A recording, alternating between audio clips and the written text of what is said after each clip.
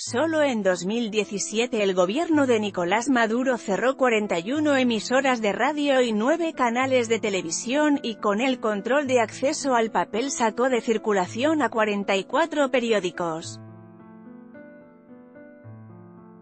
Pero la necesidad de informar ha llevado a explorar nuevas formas para contar lo que se quiere callar. Los periodistas venezolanos que deben enfrentar las duras consecuencias de la crisis en Venezuela han echado mano a los pocos recursos que tienen para burlar la censura impuesta por el régimen de Nicolás Maduro y continuar informando.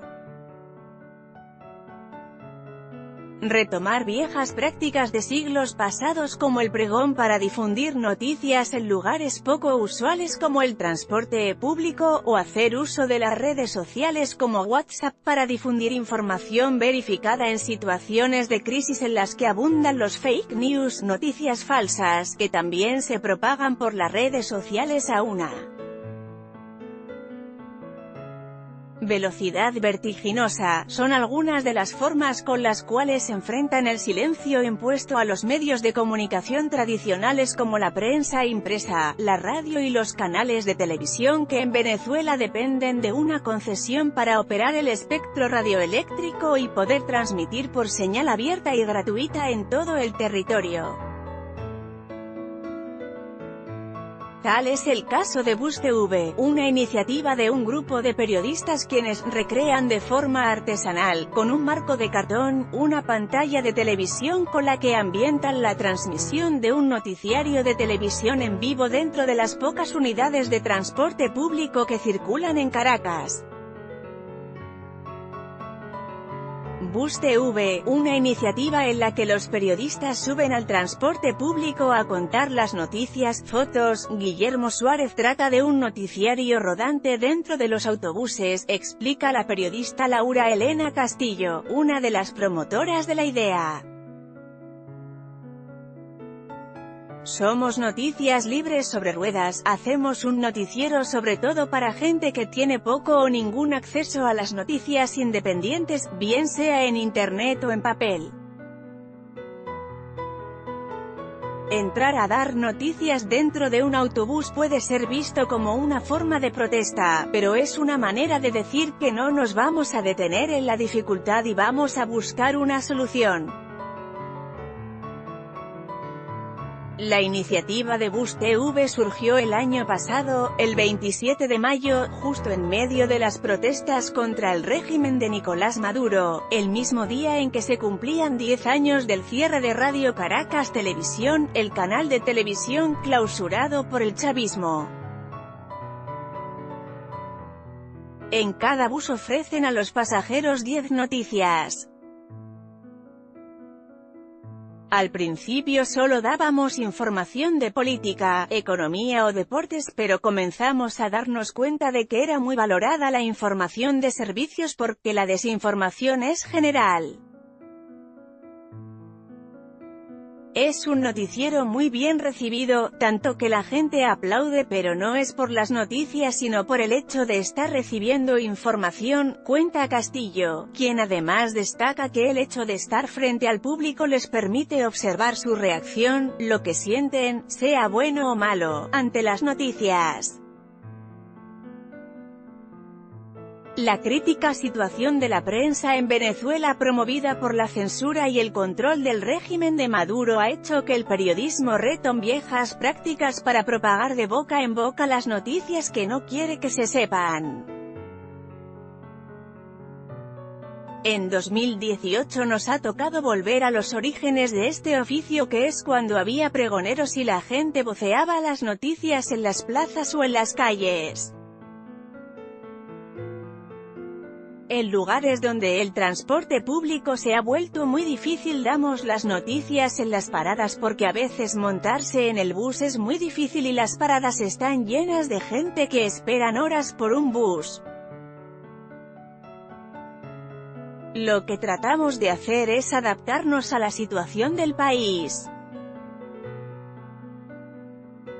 Portales internacionales como Infobae están bloqueados desde 2014 en Venezuela. Los canales CNN, Caracol, NTN 24, RCN y Todo Noticias tampoco pueden verse en la nación suramericana.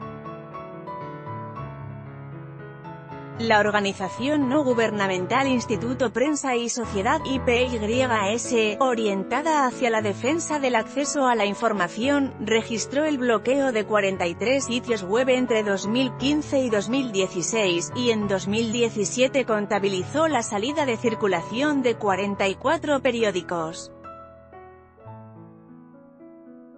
Entre abril y julio de 2017, en medio de las protestas contra Maduro, el Consejo Nacional de Telecomunicaciones CONATEL, el ente regulador de las telecomunicaciones en Venezuela, cerró 41 emisoras de radio y 9 canales de televisión, al no renovar la licencia para operar el espectro radioeléctrico que es propiedad del Estado, como una forma de ejercer la censura ante la crítica posición hacia el gobierno. Servicio de Información Pública. Precisamente en medio de esas protestas surgió el Servicio de Información Pública. Es un servicio público de noticias cuya verificación hace un grupo de periodistas con el objeto de burlar los fake news, pero además apoyar a quienes durante las protestas estaban en las calles en medio de la represión a tener alguna información en medio de la censura. El Servicio de Información Pública envía noticias a través de mensajes de audio de WhatsApp. Yaya Andueza, una de las periodistas que lidera el equipo, dijo a Infobae que el servicio tiene varias novedades. Es un informativo a través de WhatsApp, una herramienta hasta el momento no utilizada para ese fin. Decidimos hacerlo de esa manera porque la gente iba a las marchas leyendo, con la cabeza hacia abajo y no miraba lo que está ocurriendo alrededor. La fortaleza del servicio está en sus redes, porque funciona como una telaraña. Yo te lo mando a ti y tú se lo mandas a otros y así sucesivamente, lo cual permite tener un número determinado de grupos y se va replicando el mensaje. Estos reportes informativos que durante las protestas alcanzaron hasta 27 emisiones diarias se mantiene en la actualidad con 4 reportes, pero aumenta si la coyuntura noticiosa lo demanda. El alcance del Servicio de Información Pública trasciende las fronteras venezolanas y es un vínculo sólido para los venezolanos que han emigrado por la crisis pero que buscan mantenerse informados con información validada de lo que aquí ocurre. Apretando el alicate de la censura. En lo que va de 2018, el gobierno ha efectuado ataques selectivos sobre portales de noticias y de investigación periodística que ha denunciado a funcionarios de Maduro y a personajes del chavismo. El bloqueo del dominio de portales desde las empresas prestadoras del servicio de Internet se ha agudizado en los últimos 4 meses. El Pitazo, medio informativo digital que fue objeto del primer bloqueo el 8 de septiembre de 2017, por la publicación de un reportaje sobre los primos de Diosdado Cabello, señalados de ser sus testaferros, tal y como denunció la depuesta fiscal general de la República Luisa Ortega Díaz, fue la causa para que no pudiera accederse al portal desde los servicios Digitel y Avea de CAN TV, el proveedor más importante de Internet de Venezuela y propiedad del Estado. Este mismo ataque se repitió el 1 de noviembre a la plataforma de la telefónica Movistar. El bloqueo se mantiene hasta la fecha. César Batiz, director de El Pitazo, explica a Infobae que, a pesar de que nos ha afectado el bloqueo, nos ha ayudado a buscar nuevas formas de comunicarnos con nuestras audiencias, a potencializar las redes sociales, a buscar el contacto directo con ellas, a trabajar con organizaciones no gubernamentales, a pensar en el proceso offline para poder seguir informando, que es nuestra misión. Nosotros tenemos la obligación, el compromiso y la responsabilidad profesional de seguir informando en estas difíciles circunstancias. Infobae está censurado en Venezuela desde 2014 y canales de TV internacionales tampoco pueden ser vistos en ese país. Los periodistas han agudizado el ingenio para llegar al público a través de las redes sociales. Una de las fortalezas de este medio es contar con la red más amplia de corresponsales en Venezuela. Son 50 periodistas entre los 22 y 65 años que aportan información al portal. Entre el 6 y el 7 de junio les tocó el turno a los portales La Patilla y El Nacional, que también fueron bloqueadas por las prestadoras del servicio de Internet CanTV, Movilnet y Movistar, sin explicación alguna. Alberto Rabel, exdirector del canal de noticias Globovisión y director de La Patilla, advierte que todas las acciones contra la democracia y la libertad de expresión tienen un alto costo político.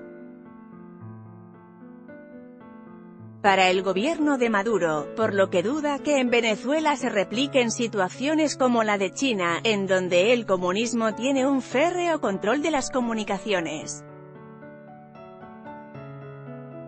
No creo que lleguemos a una situación como la de China porque este gobierno está arrinconado por las sanciones. Por ejemplo, lo que ocurrió entre Trump y Kim fue resultado de las sanciones. No pensemos en algo diferente. Las sanciones en Venezuela, gusten o no, han contribuido a que se liberen presos políticos, y que el gobierno en su intento de lavarse la cara, tome algunas medidas que son de beneficio para los venezolanos, puntualiza Rabel. En un contexto de cuestionamiento de la comunidad internacional, el tema de la libertad de expresión se ha convertido en un punto en la agenda de discusión política. Esta es la apreciación de Marianela Balbi, directora de IPYS Venezuela, quien advierte la existencia de una estrategia planificada para implantar un nuevo modelo de comunicación que según ella acercaría a Venezuela al modelo chino en materia de libertad de prensa e información. La situación en Venezuela se ha convertido en una muestra de cómo una sociedad pierde ese terreno en lo democrático y pierde cada vez más espacios informativos necesarios para el debate público y para la salud de una democracia. Ha sido sostenido, sistemático, planificado, un patrón claro desde el gobierno de ir cercenando cada sector. Ha sido un modelo nefasto para la libertad de prensa y expresión, explica Balbi. En esta última etapa, como respuesta a que el periodismo independiente ha migrado hacia plataformas digitales, se han registrado los bloqueos a portales que según Balbi ubica a Venezuela a un paso de cruzar una línea muy peligrosa, caso China. Siempre existe el gran temor, es un blackout informativo, pero en este caso ha sido progresivo, ha sido diseñado, muy pensado y realmente está causando los mismos estragos que pudiera causar una acción más frontal. Han tratado hasta ahora de cuidar las formas, pero lo notamos en lo que tiene que ver con las condiciones de Internet y navegación. Creo que sí estamos más cerca de restricciones más serias en Venezuela, concluye. Fuente: Infobae.